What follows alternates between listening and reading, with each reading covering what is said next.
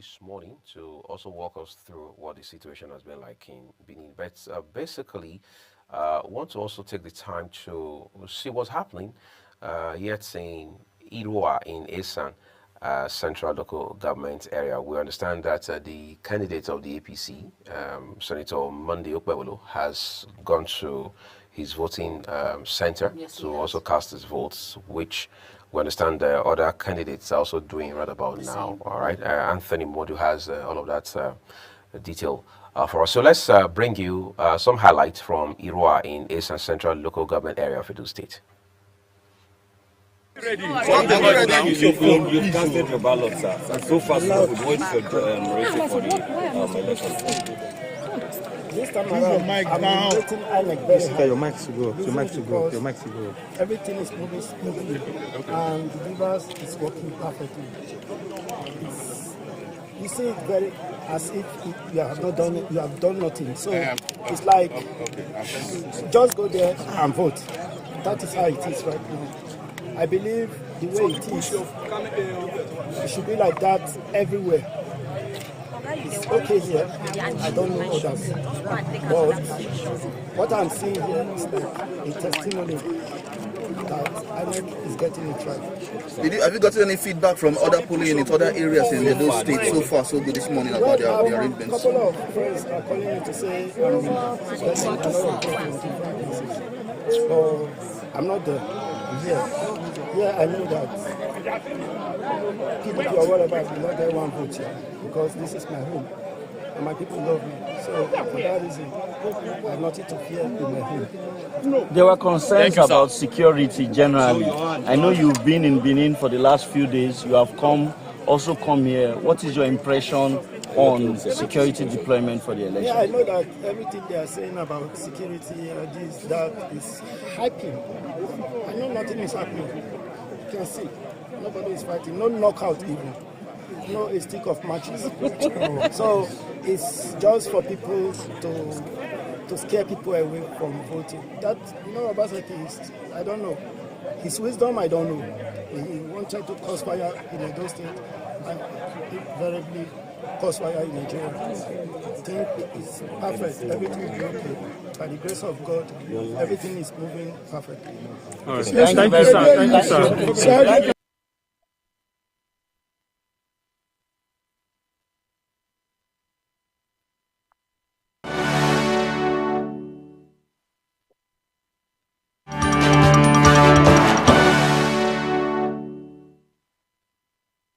All right, that's us, Senator Monday Okpebolo there, where he was at his polling unit to also cast his votes this morning. Yes, so we're going to see exactly other candidates who are doing the same across the state. Of course, they don't all vote at the same polling unit for obvious reasons, but we'll also bring those highlights as we make progress into our special coverage this Saturday, 21st of September 2024. Our next guest is joining us live via Zoom from Benin City in Edo State. Frank Eyosu is an author and public affairs analyst. Frank, first of all, thank you for joining us on this special coverage, and we hope your weekend is off to a great start. Thank you very much. Sure it is. All right, very well. Let's begin with all of the events we're seeing play out prior to this election day proper. Several political parties, of course, we have as much candidates as well. We're seeing rhetorics around this election, some of them unprintable, unpalatable. We've seen politicians do what they know to do best, to fight dirty. All right, but today, all of that won't seem to matter much, or will it? They matter quite. However you view it. Even though today is more like Judgment Day, so it's difficult to quantify the impact of such rhetoric, especially when possibly there have been some response to an extent what I would almost call militarization of the state. Imagine an election day where you have 35,000 policemen, I think they said about 8,000 other paramilitary and military men sent to support the police deployed down for just a state election. So yes, that could no doubt reduce the possibility of violence that could have been a factor due to the extremity of the rhetoric that some of the participants use, the call leaders especially. So I think that it still could have some impact. I hope it will impact the voter turnout so much, because from information gotten from several media outfits so far, it's such that across board there seems to be some bit of a reflection of low voter turnout. But it's still early. We are hopeful that in the next 3-4 hours before the election elapses proper, people will come out to cast their votes. All right, Mr. Frank, good morning. Can we talk about the presence of the security agents who are fully on ground? We heard that over 35,000 men of the police were deployed to Benin. Now, is it causing some sort of apprehension, or it's causing some sort of safe haven security-wise for individuals to come out and cast their votes today? To tell the truth, I could say it's neither here nor there, in the sense that it is having impact in both directions. It is as the day unfolds that the fullness of its purpose will be obvious. Because there's the perception, it's not just perception, it's the reality in Nigeria, where we know for so long a time that it's the culture for, unfortunately, the ruling party to, especially those that have control over the machinery of state, to use it to a large extent to their advantage. And that is quite prevalent in Nigeria. Even if we had had elections in the past under certain presidents where, yes, maybe such wasn't quite prominent. That's why I said it's having impact. Some persons, I can tell with all sense of confidence, we are jittery that, wow, this entourage of security men, police alone, 35,000. Additional 8,000 from paramilitary and the military sources. That amounts to no less than about 43,000 people deployed to the state. Now, the state has, before now it was 2,627 units. When I did their designation, it was increased to what it is today, 4,519 units.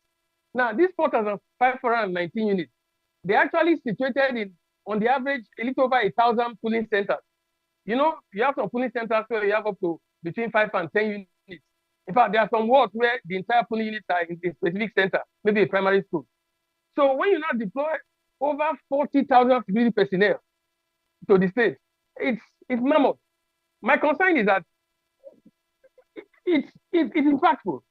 It's a show of shame that we are still at this level in our political trajectory. There are countries in West Africa where they do election and there's no restriction of movement. People vote and they go to school. People vote and they go to their place of business. So for Nigeria in this day and time, to still be shutting down everything in the name of election, is a sign that we are developing in a retrogressive way. That is the truth. Because every day you stop business activities from ongoing, the loss is in billions upon billions. I can tell with confidence, I'm not an economist, but from data that we have seen in the past, at the national and even state level, this election day today, where no activity is ongoing, business is shut down because everything is brought to a halt, just when people want to cast their vote. Don't you think, Mr. Frank, don't you think it's a fear of the unknown? That is why businesses, schools are being shut down in the day of the election, because we have individuals who want to hijack some of these things and turn it into violence, all of these miscreants, the thugs. I think it's the fear of the unknown, don't you think? No, what you call the fear of the unknown, I have a different terminology for it. It's actually the weakness of the state. In a functional nation state, the state is the sole proprietor of instruments of violence. The state is the only one that can exercise due coercion. Now, in such a state, where the state is truly in charge, talking about those who people have given the sovereignty to manage the government, they will not be scared because they're in charge. So the fact that there's some element of fear that the state is scared is because the state is weak. So I'm not even talking about today. It's been our culture for so long a time. From the Second Republic especially, through the Third Republic, and What's up in this Fourth Republic? And let me tell you something. My concern about this is not only about the fact that it was deployed to Edo State, because it's across board in the country. It is the political practice that we have upheld that has necessitated it. I can tell you free of charge. I will continue on this path. A few years or decades from now, Nigeria may need the intervention of forces from United Nations for elections to be held in the country, because our political system is set up in such a way that it is like war, and not actually a case of people giving vitality to their a sense of universal adult suffrage. That is the point. So the fact that there is scare is not your fault. You are there sitting in the studio. I can bet to the extent that if you were to go out to cast your vote, you'll be peaceful about it. I will be peaceful about it. Majority of us, the other people, will be peaceful about it. But those who fly or who steer the ship of state, they are the ones that are desperate to hold on to power. And why are they desperate? It's because our political system incentivizes aggrandizement for personal benefit, for possessive impulse rather than creative impulse, corruption and personal gain across board. So with such a political system where there is no proper incentives to ensure that the people are at the center of whatever it is that pertains to political evolution, you always have the people who want to attain power doing all they can to get it, because once they get power, they get all they can, and they can all they get, and they sit on the can because they want to keep it to themselves. That is the challenge of our political system. And it will keep on like this. That is the truth. Ghana is right here, it's a neighbor. If you go to Ghana during election, people have freedom of movement. There are small countries that have a population of up to 10 million. They don't close down their economy because of election. But Nigeria is so poor a country. Yet, in a matter of making a choice as to who will lead you, you are not made to suffer more economic consequences because the state is weak. And the state is not weak because the state is supposed to be weak. The state is weak because the leadership of the state intentionally sustains that structure, because that is what keeps them going. That is the truth. The state, I can tell you, free of charge, is afraid of free and fair elections. It has been the culture, and it is worse off in this crawling Fourth Republic that we have been in for 25 years now. They are afraid of free and fair elections. That is why they will keep employing the service of soldiers and other persons to increase security for people to cast their vote. That is the truth. You use your ATM card, you do transfer online. Apart from a few persons who possibly by a bit of carelessness, their data may be interrupted, it goes on peacefully. For many decades, you see that you have to transfer 5 million, transfer 10 million, just with your data. Government has data of barely almost everybody. We have them with banks, we have them with INEC, we have them with NIMC. How many organizations have Nigerian data? But there is no attempt to, as in, coalesce them to make sure they are synchronized for better use, to ensure that things are made easier for the people. It can be done, but our leaders are afraid of free and fair election. That is the truth. Talking free and fair election, just beyond this instant case in Edo State, Frank, let's talk about electoral reforms. This terminology has been a sing-song for a while, particularly since blessed memory, former president, late Musa Yar'Adua came into office in 2007. He said, straight away, let's work on this electoral process. Let's bring radical reforms into the system. Today, people are saying, look, you go to the US and other parts of the Western world, people can vote even weeks before the election. In the US, they call it early voting. You can take a break and go cast your votes. You can cast your votes all week without having to wait for one Saturday when the government, whether federal or state, will have to shut down all the activities, social and economic in nature, and what have you. Back at home in Nigeria, even the Nigerian Bar Association, the NBA, has been saying that we have experimented time and again using our own election cycles to prove that going electronic with your polls, with your election, is 100% possible. How much have we recorded in this regard? At least this is an initiative that the former president, talking about Musa Yar'Adua, had brought into place since 2007. This is more than a decade and a half down the line. Have we been able to move a pin in this regard, even though we are not expected to have gotten there just yet? I like your optimism, Simeon. You see, Yar'Adua's initiative I love that guy of blessed memory because you could tell in his time that there was some dint of honesty. He appreciated the flaws in the election that brought him in as president. And he set up the Electoral Reform Committee, led by the late Wires, the former chief of Nigeria too. They had very wonderful input. People were convoked from different parts of the country in Abuja to discuss matters that pertain to how elections can be put upon. Because in any nation, once the politics is wrong, every other thing will follow suit. It is the law of consequence. Politics is the peak of the pyramid in the affairs of men. So if the superstructure is defective, is deficit, is not properly functional, every other sphere of society will suffer same. So right now, Yar'Adua, like you said, unfortunately, he didn't live long enough to implement the policies that were put forth by the Reform Committee. It's been 17 years and counting. Or okay, you can say, yes, 17 years, because he passed in 2009. He set up the committee in 2000, sometime in 2007. They worked for over a year before the stuff came forth. The report has been reviewed by ad hoc committee. They have developed not one, not two white papers, but till tomorrow. I'm not saying till today, till tomorrow. The leadership we have in Nigeria do not want to implement the provisions in those reforms because I said it earlier, they are afraid of free and fair elections. The priority of our leaders in this country, unfortunately, is their sustainability in office. The main thrust of those who we call our leaders is not the sustenance of nationhood, but regime sustenance. That is the priority. Nation sustenance is secondary. That is why the reforms put forth by Mohammed West and all the other committees that have been set up to review the reports have not been given consideration. It's about 780-page report. I have the report. In fact, I printed it out. I have the soft copy. I've perused it over and over again. In comparison to some other reports before it. Obasanjo just did his own in 2005. The National Political Reform Conference. They had their own report. Yeah, Abacha did his own in 1995. In fact, there are series of reports. But Mohammed West one, the one made by Yar'Adua, was a lot more comprehensive. But like I have said my brother a while ago, till tomorrow, government does not want to place premium on it because it is not their priority.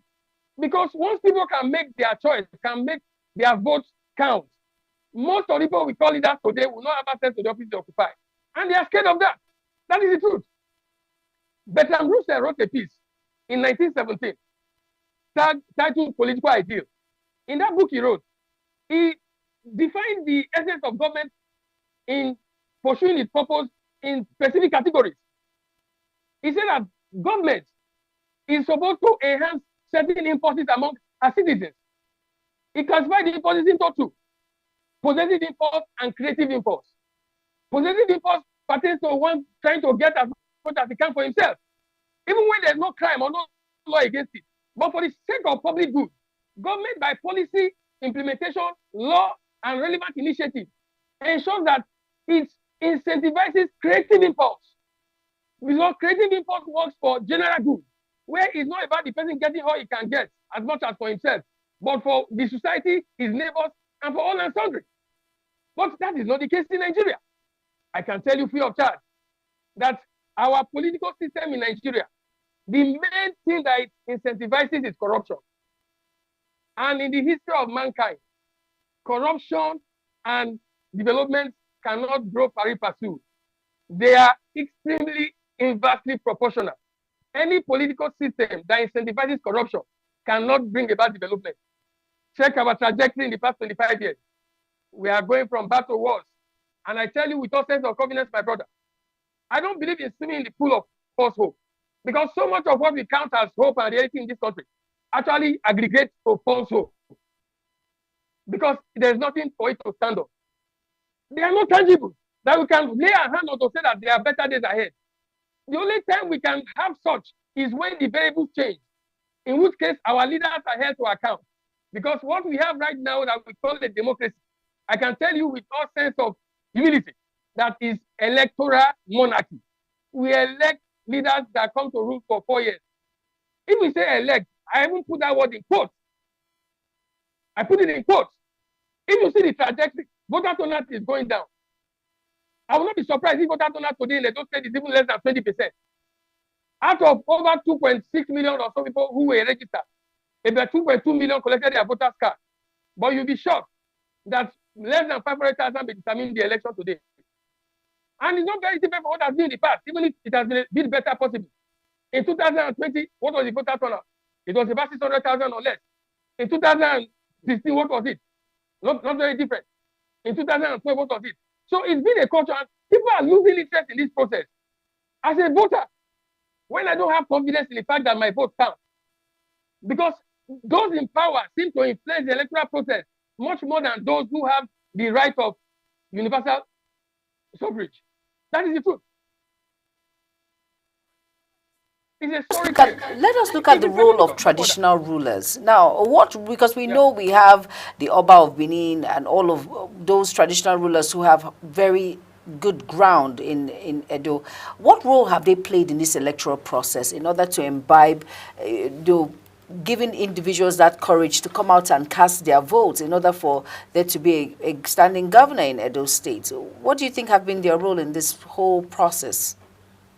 The traditional rulers, especially under the leadership of our renowned the Oba of Benin Kingdom, they have done their best. They can only do thus far. They are not the state. They are today controlling the machinery of states, as it were. So all they can do, which I think, or I'm sure they have done, and they are doing, is to influence the people, encourage them to go and cast their vote for whoever they choose, peacefully, without considering to any modicum of violence or any element of escalation of conflagration anywhere. They have done that. But like I maintain, it is the man that steers the ship of state that determines the direction the ship goes. Traditional rulers do not steer the ship of state. Before 1914, when Lord Lugard amalgamated our country without our input or consulting us, maybe you could say the traditional rulers have played a vital role because they held sway. 200 years ago, they held sway. But today, they are not in charge. They are in charge by the standpoint of being people who hold in high esteem from the standpoint of traditional religion. But in the reality of governance and the optics of the system, they can only give advice and influence as much as their people can look up to them. But it's only the state and the policies enforced by the state that will determine whether people will be duly encouraged to go out and vote or not. That is the truth. If Patrick Henry said something about sometime in 1766 in the US. Now, he said, I have no means of predicting the future, but by the past.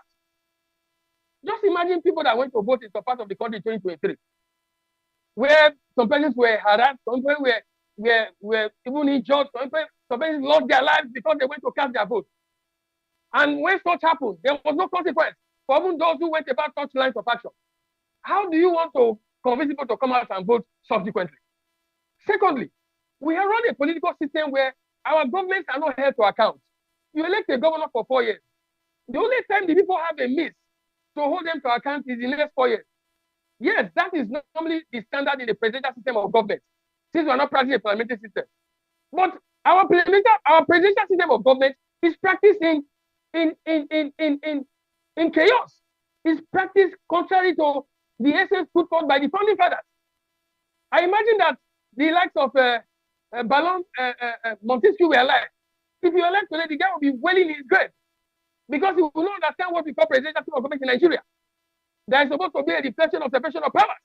But here there is no such thing as separation of powers. That's why I said just now we elect monarchs. The president and governors do whatever they like. Let me give you one simple instance. The president is a salary. Our governors pay salaries. Some of them are in between as much as maybe 2.5 million and maybe 5 million or more per month, apart from other benefits. Do you know that they don't spend a dime of their money for their people? They don't spend a dime of their money for anything, all through their time in power. In fact, they live as billionaires. I, as a citizen, how will I be inspired to go and vote for such a person? A man becomes a governor, and just from security vote alone, he's able to keep aside maybe as much as 500 million or 1 billion every month. In 4 years, he can make up to 40 to 50 billion. Nobody asks him to account for it. We have a legislative arm of government that is not functional. So there's no separation of powers. The judiciary is just a mere attachment, unfortunately. So the system is a reflection of dysfunction as far as the presidential system of government is concerned. That in itself is a disincentive to voters. That is the truth. That is why people try to get what they can get. So if it's 5,000 to buy votes or 15,000, because they don't know what else they could do. It's unfortunate, but that's where we find ourselves. Let me tell you something. All the governors in Nigeria, up to the presidency, Nigerians will be shocked. Can you imagine? I challenge civil society organizations.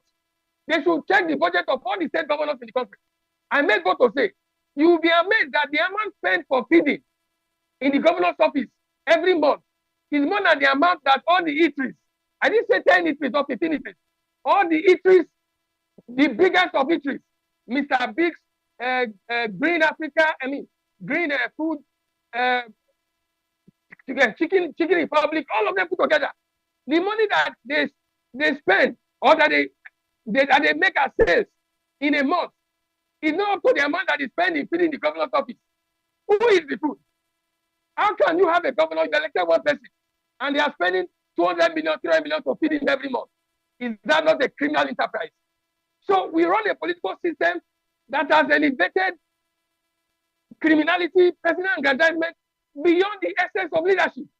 That is why it is now war to contest for office. And it will keep on this path. Unfortunately, I am made God to say, this system is ordained to hit the rocks, except there is a revolution to alter our political practice. That is the truth.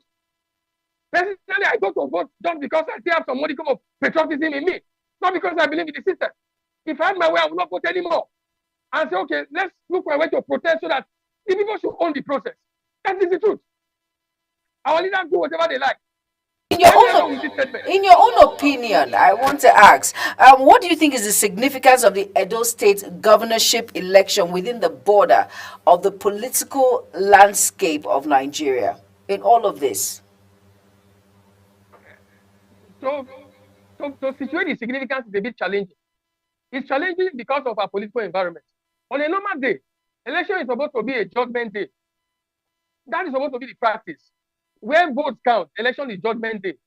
That is the essence of the presidential system of government. Where the people will make a choice, they will punish a party or a candidate based on their performance in the past 4 years at whatever level. But right now, I cannot, as a political analyst, make a clear judgment or accurate prediction because the variables are so undefined, and unfortunately, they are unduly influenced by factors that are supposed to be extraneous. So the people are going to make a judgment today, no doubt. But to what extent is that judgment making due impact? To what extent are they actually casting their vote with all sense of freedom? You see, sometimes what we call freedom, especially in Nigeria, freedom to vote, the extent to which leadership influences it, it makes it so that the people's choice accounts for less than 30% of what consummates the process of emerging leaders or electing leaders. Because they can make it so difficult for people to come out and vote, even by spreading some bit of tension and or whatnot, so that the people's freedom to vote diminishes. That's why I'm telling you that it's supposed to have impact. I think it will have impact, yes. But in my opinion, it will be minimal. Minimal because the variables are not clearly defined as it ought to be in a society where democracy is practiced for real. That is the truth. Because variables have impact based on the stability of the system. And how do you measure a system stability? Is the index of the rule of law. What is Nigeria standing? What is Edo State standing in Nigeria at large in the index of rule of law? Nigeria is very poor at that level. That is the truth. So all such stuff in the long run impacts the spread as to influence of the people's mandate in the election. But like I said, it's going to have impact.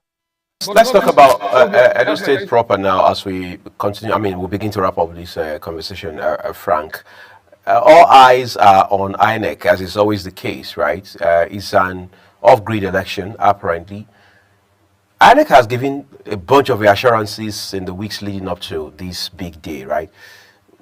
what exactly is special, or if you like, spectacular about these assurances that have been given by the umpire itself, considering where we are coming from as a country? I mean, we've seen a handful of general election cycles, off-grid elections in this country. Of course, Ondo, by the way, is just in front of us. But let's talk about the clear indicators pointing to INEC preparedness for this election today.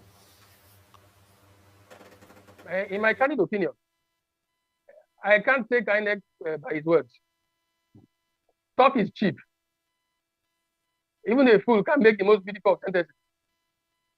But it's the practice or the execution of whatever he said that makes the difference. So until the election is conducted, we are seeing the process ongoing. As it goes on through to the end, the level to which they comply with relevant laws, with the Electoral 2022 as amended, and their INEC a guide for the election 2023, which is still operational presently, that is when we will not beat our chest to say, okay, things are going as expected. I have a small challenge because I know that in my interviews with some of the people who participated in their training, who were supposed to be adult staffs, some of them, unfortunately, like I heard, refused to come and participate in the elections proper. As at yesterday, within the week, from what we got, that INEC was trying to update its list because so many of the adult staffs, APO2, APO3, students from APO1, they said they're not coming to work, all because they have gone for training. And after some days or weeks of training, what they are supposed to be paid has not reached them. You know, in the last election, 2023, after the election, even 2 months after, some people complained that INEC cannot pay them. So you can see that some of such things constitute disincentive for people to participate and play their role duly. That's why I said I can't take INEC for its worth 100% until we see the process, follow it on and on and on, and see due compliance with all the relevant rules. Secondly, the other reason why I will not take them 100% is that it is foolhardy to imagine that things will be very normal in a land where impunity reigns. So if you want to take things serious in any country or in any state, what you look at is how do they enforce things in the past? In previous elections where there were deficits in INEC compliance, who was held to account? In the land of impunity, you cannot take people's words so serious. You only watch it as it goes and ensure that you take it as it comes. That's my viewpoint. Elements. Perhaps this is the elephants in the room, the issue of vote buying. In the course of the week, news came through that the ICPC, the EFCC were all on the ground already, and their mandate was simple: to ensure that they curb vote buying, ensure that politicians and their agents do not induce voters or the electorate. How much of commitment do you see coming through in this regard? Permit me to say, I feel for ICPC and other agencies, but let me tell you free of charge, they're wasting their time. Do you hear what I said? Hello? If you can hear me. These agencies on the ground, wouldn't that be a way of saying that, look, this to a large extent can be curbed? No. That's why I said, in my candid opinion, I said they are wasting their time. The agencies, both ICPC, EFCC, I feel it for them. And why did I say so? You cannot cure the problem of a tree by trying to cut out some of the leaves. The tree has a root. Tap roots that may be more than 50 feet or meters down the ground. Where it taps its strength from. You don't address the source of its nutrients. What fertilizes it? You are going to attempt to scratch the surface. They are wasting their time. They are trying to justify the amount of money earmarked in their budget for the year. That's why I see it. Let me tell you, my brother, the political system we run in Nigeria, from the foundation to the top, corruption is the foundation. Last year, the president, there was news the other day when I think I said so one of the papers that carried it where one Islamic leader in the north said that when they went to see the president, he affirmed that like he sponsored himself for the election. Do you know that in the primaries in 2022, across party lines, but in the ruling party is normally worked up because they have no money to share. I have friends, I know people who went to Abuja for as a delegate for the primaries. They didn't have money to travel. They brought money to get a flight ticket to Abuja. In one day, Some of them made as much as between 20 and 30 million. The candidates were sharing between $5,000 and $10,000. Is the president not aware? I don't want to mention the amount the president shared because all the candidates, nobody is excepted. PDP did the same thing, but their money they shared was lower. So if I want to be a candidate of a party, and I have to spend on the average about 20 to 30 billion just to buy the delegates, you now tell the voters are going to vote not to collect their share. The system is ruptured from the outset. The rot is growing. Nobody wants to address it because if they address it, they will not be able to sustain themselves in power. Unfortunately, not addressing it only guarantees the fact that the nation will hit the rock of disintegration. That is why you are seeing the symptoms in bandits, in different kinds of disorganization in different parts of the country. Because people, by whatever means, we express their dissatisfaction and disbelief in the system. And the system, unfortunately, does not give a hoot. Because those who practice or who lead the system are concerned about recovering their investment and making profit. No business is as profitable as politics in Nigeria today. No business. And there is no nation where such is the practice that will survive. We sit down and we take it from force. In 2012, December 4th, specifically 2012, is in the papers. The former Prime Minister of Great Britain, who is now the Foreign Affairs Minister, David Cameron, he said that the money stolen from Nigeria, if the money were stolen from Great Britain, as I was making this statement, the Great Britain was the fourth largest economy in the world, that the UK would have collapsed. So just imagine that statement. And the money stolen.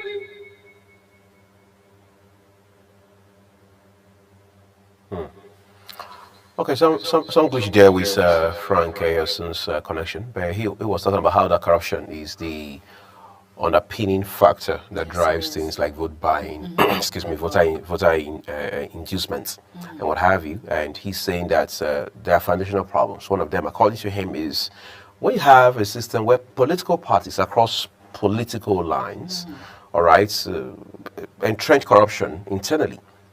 How then do you come to the open and tell members of the public not to accept 5,000, 10,000, 20,000, or bag of rice, some balls of onion, all right, to be able to cast their vote for a certain political candidate and things like that? But again, it's a conversation we need to have. Incidentally, Frank Ayoson will join us again in the course of the program. But top of the hour, we have the media news for viewers, just to also bring you up to speed as to what's happening regarding this election as well.